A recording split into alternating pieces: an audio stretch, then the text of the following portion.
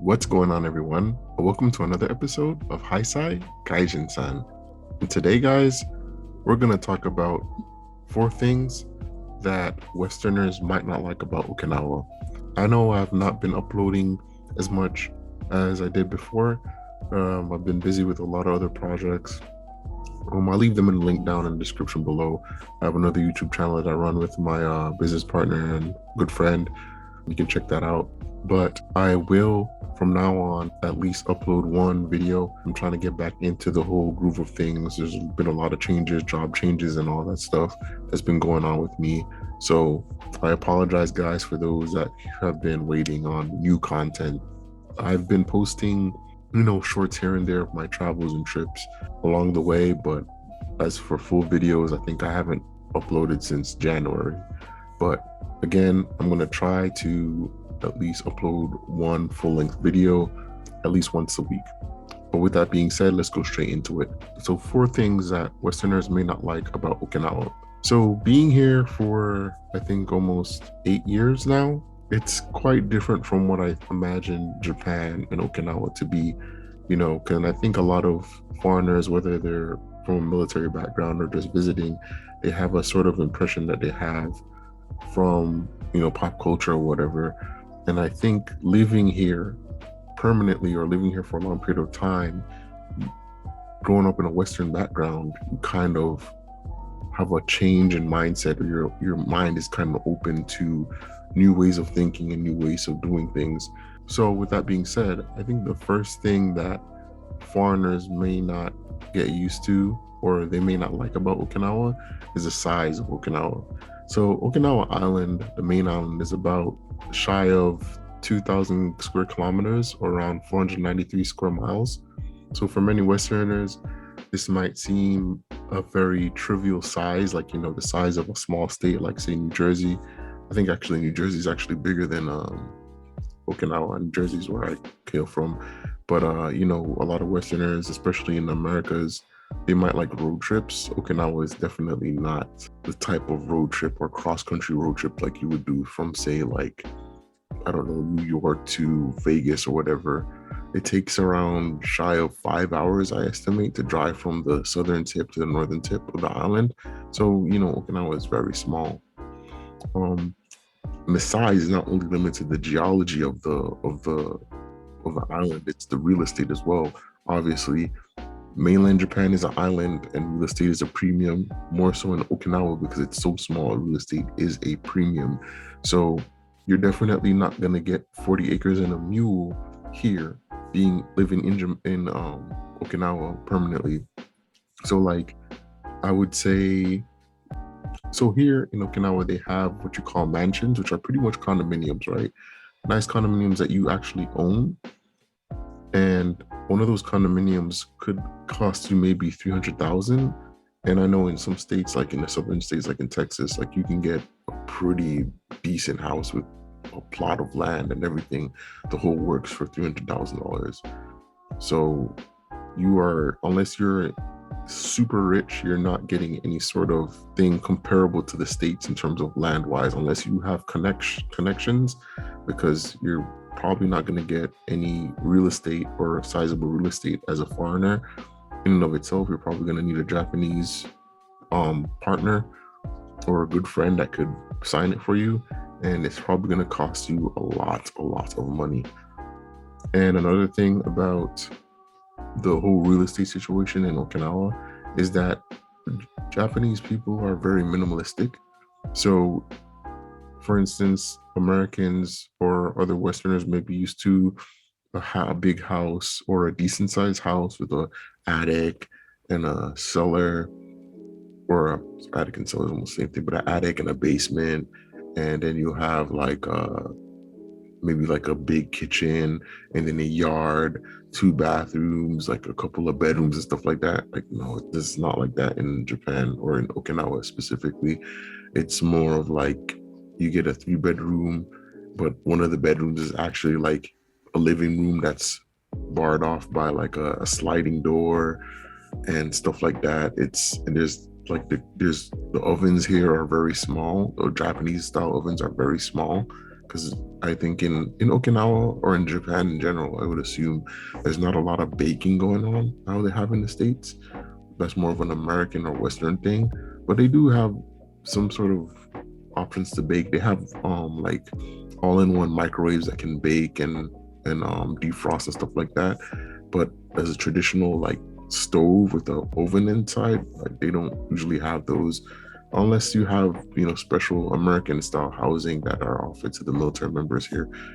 A lot of the amenities that you'll be used to in American style or Western style housing, we don't have it here in Okinawa.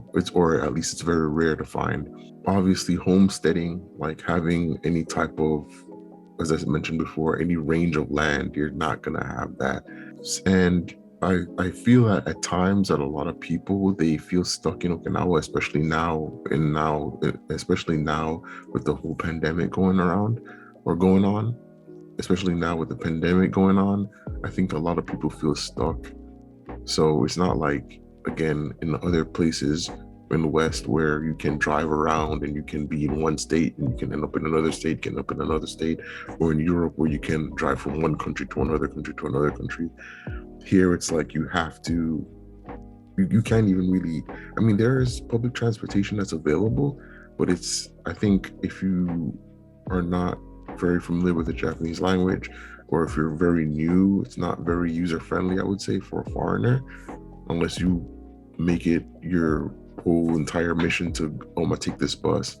For the most part, you have to drive to get everywhere. It's not like in mainland where you can take a train or whatever. So travel, you need a car to travel, and if you want to travel outside of the island, you have to have a flight of some sort. Yeah, I think a lot of people might not like that, you know, but on the good side of things, Okinawa, it's in the middle of almost everything in the Pacific area. You can take a 2 hour flight to Tokyo, or a hour and a half flight to, or far. I think it's like 4 hours from here to Tokyo. Or you can take a 2 hour flight to Fukuoka, or you can go take a 2 hour flight to, or a couple hour flight to South Korea or Taiwan, or all over the place. So you're not too far away from different countries. You can try different climates. You can travel to different places that have different things outside of Okinawa if you do get bored with Okinawa. So it's not too bad. I mean, granted, again, with the whole pandemic going on, it's kind of one of those things where it's harder to move around, but you still can get around. But another thing that foreigners may not like about Okinawa is the weather and the climate. I mean, this kind of sounds counterproductive because most people like sunny weather, but there are people that like, seasons and variety when it comes on to their climate. So, so to some people, it being sunny all the time might be boring. And in Okinawa, it's usually either sunny and hot or wet and cold. It felt like it's been months since the sun came out. It was always raining, very cold. Like I'm wearing a hoodie right now, but I think up until today, when the time of this recording, it was always overcast and always cold and raining all the time. So as I said before, it's either sunny or it's rainy, and that's it. There's no snow. There is some coloration during the autumn time. You can go out and drive, especially when I drove out to Nago, there was some leaves, some color change in the leaves and whatnot. But for the most part, it's just either sunny or rainy. So a lot of people might not like that. They might miss the snow. They might enjoy skiing, snowboarding, and stuff like that. You can also go up to mainland, take a quick trip up to mainland, go to Hokkaido, or go up to, Aomori up north, and you can still experience the snow during wintertime. They have a very popular winter festival, I believe, in Hokkaido. I want to say in Sasebo, not Sasebo, in Sapporo. So, if you want to check out the snow, you can just take a flight up there. Another thing about the weather and climate here is the typhoons that come and the earthquakes. So a lot of people who come to Okinawa, they may never have experienced a hurricane or may never have experienced an earthquake. So in the 8 years that I've been here, I haven't been through a serious earthquake. There are a couple of earthquakes that shook and moved me when I was like sleeping or in my house or whatever. But I've been through quite a lot of typhoons. I think two of them are really bad. And I mean, with me, growing up in the States and growing up in Jamaica, I've been through really bad hurricanes. So typhoons didn't really bother me, but it might be a scary or a very nerve-wracking experience for people who haven't experienced that type of weather. So be prepared for that. You know, heavy rains, wind, power outages, all that stuff. The typhoon season in Okinawa is inevitable. So if you're planning on living in Okinawa, be prepared for that. Some people might not like it. So you heard it here first, folks. And number three, the third reason why people might not like or foreigners might not like Okinawa is the job market. And this is a big, big one. So the Okinawan job market is a really big issue when it comes down to being a foreigner, especially if you're not an American. So the American military and Okinawa has had a special relationship since the end of the World War II. So at one point, Okinawa was the territory of the United States until we gave it back to Japan, I believe, in the 70s. So obviously there's bases here. Okinawa has, I think, the biggest concentration of bases in all of Japan. So there obviously is a lot of job opportunities for American citizens here that pay decently well or even great sometimes depending on the job.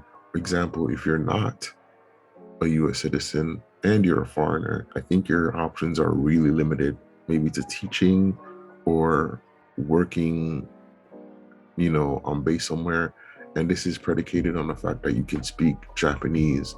And I did a video on this earlier before, and you can check it out. I'll put it in the comment section below. So you can check that out to see my thoughts and my experience on finding a job in Okinawa and what you need to do. So in short, in coming to Okinawa, you have to be financially prepared, whether that is you have a retirement plan or you have a really strong resume where you can deal with the thousands of people who want to come and live in Okinawa for the civilian jobs on the American bases or whatever. So if that's going to deter you, then maybe Okinawa is not the place for you to be. And that's why a lot of people might not like to live in Okinawa, because a lot of people may actually go and work in mainland or work somewhere else and then find themselves in Okinawa. So that might be a turnoff to a lot of foreigners coming to live in Okinawa. And lastly, the number 4 reason why foreigners may not like Okinawa. So as I kind of hinted before, a lot of foreigners have a preconception of what Japan is through anime, pop culture, media, whatnot. And I think as you live in Japan and in Okinawa longer, you kind of see the stark differences between Western culture and Eastern culture. And personally, for me, I always loved Japan. I always loved Japanese culture. Coming here via my military service, it was a great opportunity. It seemed like fate. Like, hey, I wanted to go to Japan. I wanted to go to Japan since I was in high school, and I finally got here. But living here and interacting with people, growing up in the culture, having kids in the culture, and everything, it seems like at times you kind of get homesick, and it's just because you grew up in the West. For example, I grew up. I hail from the East Coast, so New York, New Jersey, that type of area where people are more rough around the edges, are kind of loud, kind of like I don't know the word, like I guess crude, I guess in some ways. The bad rap that a lot of New Yorkers get, because I lived really close to New York. So when you juxtapose that to the very conservative and quiet and mellow behavior of Okinawan people, more so than Japanese people, you kind of feel out of place, if that makes sense. And sometimes I feel homesick. Sometimes I feel Like I want that loud, that hype, that colorfulness that a lot of people on the East Coast have, that they just don't have in Japan. And I'm definitely not saying that Japanese people are just quiet and demure and they don't have expressions of comedy and life and whatnot. But a lot of that in the public setting is very subdued. Outside of certain groups of people that are like renegades or outside of the norm or outside of like TV, comedy, stuff like that, for the most part, Japanese people in general are very quiet, very to their own, very subdued and whatnot. And most of this is because of the term haji. And I've also covered this, and I'll put the video link in my comment section below. So check that out too. So being a Westerner and then being in a relationship with a Japanese person is extremely difficult when it comes down to culture. I think you either, as a Westerner, have to be very understanding and very privy to how Eastern culture works, how East Asian culture works, or your partner has to be very privy and very understanding to how Western culture works, or you meet each other in the middle. And I'll go into that in another video, perhaps, like, relationships between Westerners and Easterners, because the whole basis, the whole foundation of our ideology when it comes to a Westerner and an Easterner is completely polar opposites. But again, I'll probably do a video on this. So in conclusion, Okinawa is a wonderful place. It's safe, it's sunny, it's tropical, it's a great place to raise a family. But the bottom line is, it's not for everyone. Okinawa can be your second home if you want it to be, as long as you do your research, as long as you understand what you're getting yourself into when it comes down to financials and living here. Personally, for me, Okinawa has treated me well. I love the culture, I love the weather.